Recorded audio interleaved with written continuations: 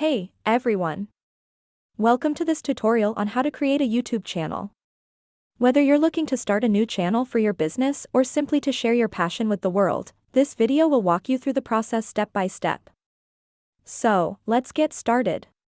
Step 1. Sign into YouTube. The first thing you need to do is sign into YouTube using your Google account. If you don't have a Google account, you'll need to create one before you can proceed. Step 2. Go to YouTube Studio. Once you're signed in, click on the camera icon in the top right corner of the screen. This will take you to YouTube Studio, where you can manage your channel.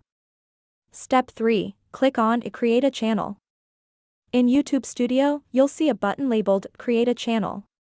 Click on this button to start the process of creating your new channel. Step 4. Choose your channel name and category. Now, you'll need to choose a name for your channel and select a category that best fits your content. Keep in mind that your channel name should be unique and easy to remember.